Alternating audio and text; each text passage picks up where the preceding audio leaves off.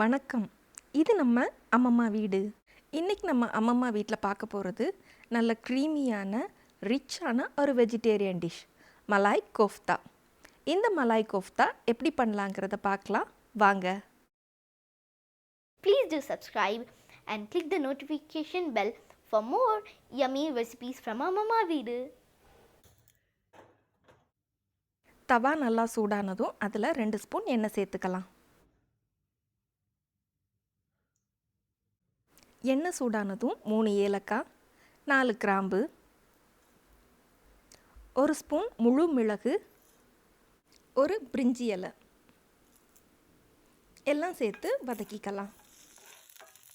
3 பெரிய வெங்காயம், அதை ரொம்ப சின்னதாக கட் பண்ணணும்னு அவசியம் இல்லை. இது எல்லாம் சேர்த்து நம்ம அரைக்க தான் போகிறோம். வெங்காயம் நல்ல பொன்னிறமாக வதங்கிடுச்சு. சின்ன துண்டு இஞ்சி, அதை 4 கீறி போட்டுக்கோங்க. பூண்டு 8லேருந்து 10 பல். இதுக்கு பதிலாக நீங்கள் இஞ்சி பூண்டு பேஸ்ட் கூட 1 ஸ்பூன் சேர்த்துக்கலாம்.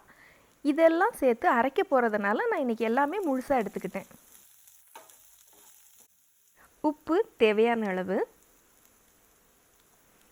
இதை வெங்காயத்தோடு சேர்த்து நல்லா வதக்கிக்கலாம். இப்போ மசாலா ஐட்டம் ஒவ்வொன்றா சேர்க்க ஆரம்பிச்சிடலாம். மஞ்சத்தூள் 1/2 ஸ்பூன், மிளகாய்த்தூள் 1 ஸ்பூன், மல்லித்தூள் 1 ஸ்பூன், கரம் மசாலா தூள் 1/4 ஸ்பூன். மசாலாவோட பச்சை வாசனை போகிற அளவுக்கு நல்லா வதக்கிக்கலாம்.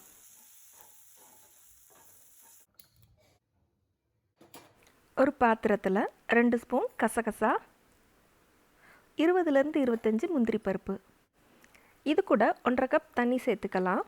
முந்திரி பருப்பு கசகசா எல்லாத்தையும் தண்ணியில் நல்லா கொதிக்க விடலாம். இந்த மாதிரி கொதிக்க வைக்கிறதுக்கு பதிலாக இன்னொரு ஆப்ஷன், நீங்கள் முந்திரி பருப்பையும் கசகசாவையும் ஒரு 2லேருந்து 3 மணி நேரத்துக்கு முன்னாடியே ஊற வச்சுருங்க. முந்திரி பருப்பும் கசகசாவும் தண்ணியில் 5லேருந்து 6 நிமிஷம் வரைக்கும் கொதிக்கணும். கொதித்ததுக்கப்புறம் அது நல்லா ஆறுனதும் மிக்ஸி ஜாரில் இந்த மாதிரி மையம் அரைச்சி எடுத்துக்கோங்க. முந்திரி பருப்பும் கசகசாவும் அரைச்செடுத்த பேஸ்ட்டை இப்போ நம்ம இது கூட சேர்த்துடலாம். இப்போ இது எல்லாத்தையும் ஒன்றோட ஒன்று சேர்த்து நல்லா மிக்ஸ் பண்ணிக்கலாம். முந்திரியும் கசகசாவும் அரைச்ச மிக்ஸி ஜாரை கழுவி அந்த தண்ணியை எடுத்து சேர்த்துக்கலாம். தண்ணி வத்துற அளவுக்கு நல்லா வதக்கிக்கலாம். 2 தக்காளி மீடியம் சைஸில் வெட்டி அதையும் சேர்த்துக்கலாம். தக்காளியை நல்லா குழைய வதக்கிக்கலாம். இதை இப்போ ஒரு 2 நிமிஷம் மூடி வச்சு வேக வைக்கலாம். நல்லா வதங்கி ஓரங்களில் எண்ணெய் பிரிஞ்சிருக்கு. இந்த மசாலாவை இப்போ நம்ம மிக்ஸி ஜாருக்கு மாற்றிடலாம். சூடு ஆறுனதும் அதை அரைச்சி எடுத்துக்கலாம். நம்ம அரைச்செடுத்த விழுதை தாளிக்கிறதுக்காக கடாயில் 2 ஸ்பூன் எண்ணெய் சேர்த்துக்கலாம். எண்ணெய் நல்லா சூடானதும் அதில் 1 ஸ்பூன் காஷ்மீரி மிளகாய்த்தூள் சேர்த்துக்கலாம். மிளகாய்த்தூள் கருகாமல் அதை நல்லா பார்த்து பக்குவமாக வதக்கிக்கலாம். இது கூட அரைச்செடுத்த விழுதை சேர்த்துக்கலாம்.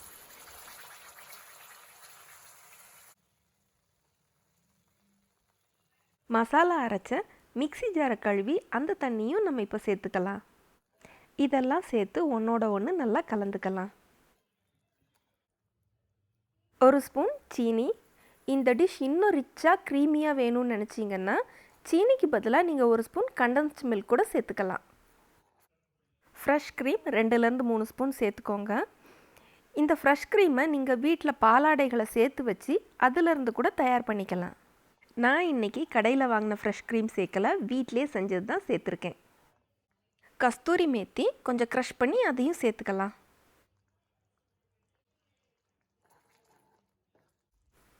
இதை இப்போ ஒரு 2 நிமிஷம் மூடி வச்சு வேக வைக்கலாம். கிரேவி நல்லா கொதிச்சு வாசமாக இருக்குது. நம்மளோட கிரேவி இப்போ ரெடி. இனிமே நம்ம கோஃப்தா செய்ய ஆரம்பிக்கலாம். கோஃப்தா செய்கிறதுக்காக இன்றைக்கி 200 கிராம் பன்னீர் எடுத்திருக்கேன். இதை நீங்கள் துருவி எடுத்துக்கலாம், இல்லாட்டி இந்த மாதிரி கைகளால் அமுத்தி அதை பிசைஞ்சிக்கலாம். கட்டிகள் எதுவும் இல்லாமல் சின்ன சின்ன துகள்களாக அதை இந்த மாதிரி பிசைஞ்சிக்கலாம். உருளைக்கிழங்கு 3 அதை வேக வச்சு தோல் நீக்கி அதை பன்னீர் கூட சேர்த்துக்கலாம். உருளைக்கிழங்கு இந்த மாதிரி கைகளால் அமுக்கி அதை நல்லா மசிச்சு நம்ம பன்னீர் கூட சேர்த்துக்கலாம். இப்போ பன்னீரையும் உருளைக்கிழங்கையும் கட்டிகள் எதுவும் இல்லாதபடி நல்லா பிசைஞ்சிக்கலாம். இந்த உருளைக்கிழங்குக்கும் பன்னீருக்கும் தேவையான அளவு உப்பு, 1/2 ஸ்பூன் மிளகாய்த்தூள், 1/2 ஸ்பூன் மல்லித்தூள், 1/4 டீஸ்பூன் கரம் மசாலா தூள், பொடியாக நறுக்குன கொத்தமல்லி 1 கப், 1 ஸ்பூன் மைதா மாவு. இது எல்லாம் சேர்த்து நல்லா மிக்ஸ் பண்ணிக்கலாம். மிக்ஸ் பண்ணதுக்கப்புறம் இது சப்பாத்தி மாவு மாதிரிலாம் வராது. ஆனால் இதை வச்சு நம்ம சின்ன சின்ன உருண்டைகளை உருட்டிக்கலாம். ஒரு சின்ன எலும்பிச்சப்பழ சைஸ் அளவுக்கு உருண்டைகள் உருட்டிக்கலாம். ஒரு தட்டில் 2 ஸ்பூன் கார்ன்ஃப்ளவர் எடுத்துக்கோங்க. நம்ம உருட்டி வச்ச மாவில் சின்னதாக இந்த மாதிரி ஓட்டை போட்டு அதில் முந்திரி பருப்போ பாதாம் பருப்போ இந்த மாதிரி வச்சு சாப்பிடும்போது இன்னும் டேஸ்ட்டாக இருக்கும். இந்த மாவை இப்போ நம்ம கார்ன்ஃப்ளவரில் இந்த மாதிரி உருட்டிக்கலாம். இந்த கோஃப்தா செய்கிறதுல ரொம்ப முக்கியமான விஷயம் என்னென்னா, மாவில் எந்த ஒரு வெடிப்பும் இல்லாதபடி நல்ல ப்ராப்பர் உருண்டையாக உருட்டிக்கோங்க. கடாய் நல்லா சூடானதும் அதில் கோஃப்தாவை பொரிச்சு எடுக்கிறதுக்கு தேவையான அளவு எண்ணெய் சேர்த்துக்கலாம். எண்ணெய் நல்லா சூடானதும் நான் ஒரே ஒரு கோஃப்தா மட்டும்தான் இப்போ போட போகிறேன். இந்த கோஃப்தா எதுவும் உடையாமல் நல்லா வந்துச்சுன்னா மீதி இருக்க கோஃப்தாவை போட்டுக்கலாம். நம்மளோட கோஃப்தா ரொம்ப அருமையாக வந்திருக்கு. இப்போது மீதி இருக்க கோஃப்தா எல்லாத்தையும் சேர்த்து பொரிச்சு எடுத்துக்கலாம். நம்ம கோஃப்தா இப்போது ரெடி.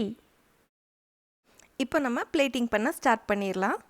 நம்ம ரெடி பண்ணி வச்ச கிரேவி, அதுக்கு மேலே நம்மளோட கோஃப்தாக்கு மேலே இன்னும் கொஞ்சம் கிரேவி, அப்புறம் கொஞ்சம் கொத்தமல்லி தூவி சூடாக பரிமாறுங்க. இந்த மலாய் கோஃப்தா ரெசிபி உங்களுக்கு பிடிச்சிருந்துச்சுன்னா இதை மாதிரி இன்னும் பல சுவையான ரெசிபீஸ் பற்றி தெரிஞ்சுக்கிறதுக்காக அம்மம்மா வீடு சேனலை சப்ஸ்கிரைப் பண்ணுங்கள். உங்கள் ஃப்ரெண்ட்ஸ் அண்ட் ஃபேமிலிக்கு ஷேர் பண்ணுங்கள். இந்த வீடியோவை லைக் பண்ணுங்கள். நன்றி.